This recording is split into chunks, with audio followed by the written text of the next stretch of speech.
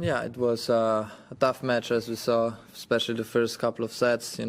Could have gone both ways, but I'm very happy how I handled the tough situations, and yeah, that's it. Obviously, happy to win the first match of the season, and then we see what's coming in the next round.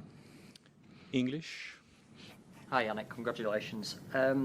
You're only the fourth player to win 15 straight hardcourt matches at Grand Slams after Agassi, Federer and Djokovic. So what is it about the surface at majors that brings the best out of your game, and how does it feel to be on a list with those types of names? Yeah, it's amazing to be next to these names, but I cannot compare myself with these players. No, they have done so many things, and I'm just trying to make my own little story. So I'm happy about that. But I like hard courts. I like these conditions, and especially when it's not that hot. Like today, it's very nice to play, and yeah, so happy how I'm trying to keep going as much as I can.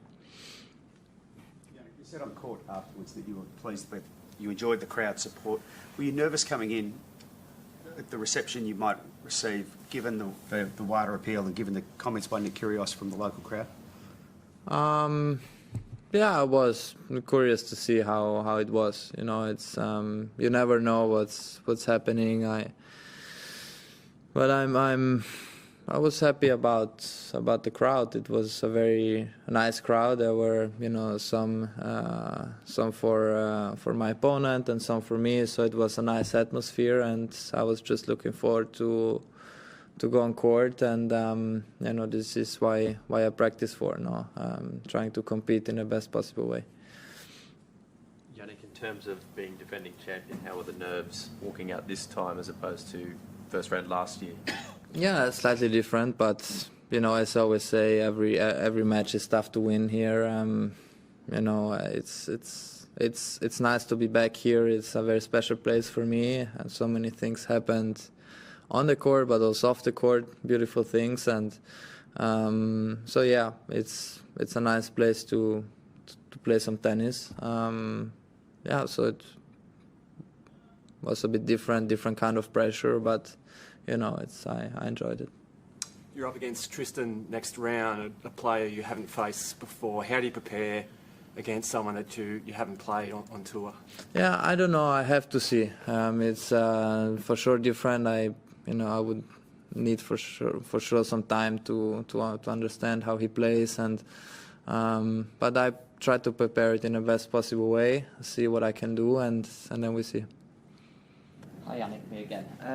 You mentioned in your interview on court that obviously this is your first game of the season, match of the season competitively. Do you think, were you feeling rusty at all in those opening two sets, or was it a case of Nicolas just playing really well and forcing the tie breaks? No, he was playing really well, to be honest, especially serving incredibly good in important moments. Also from the back of the court, he was returning really well, playing aggressive. So I could have also lost the first couple of sets. You never know. But no, how I handled the tough situations on the court, especially the tie breaks, and I had some chance in the first set on 6-5. I missed the second serve return, but this can happen, and I said it's gone very fast, especially in these conditions. So no, it was okay. Two more in English.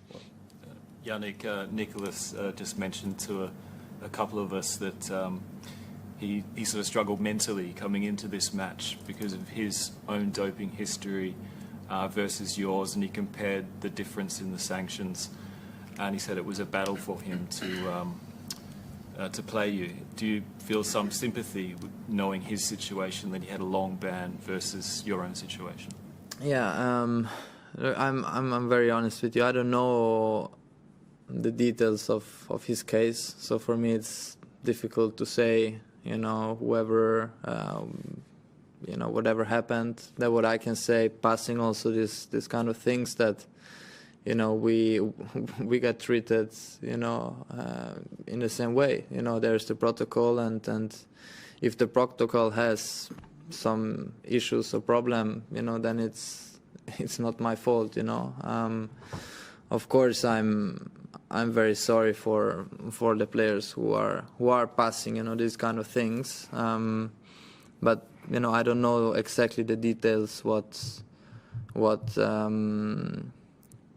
about his case and my case. You know, I know only what happened to me, and I knew what I have to pass, and it's basically still on mine. You know, I have to do some stuff, but at the end of the day, I was always judged that, you know, I was innocent, and then the amount I had in my body is less than a billionth of a gram, and it was contamination. You know, I don't know exactly the details what he had.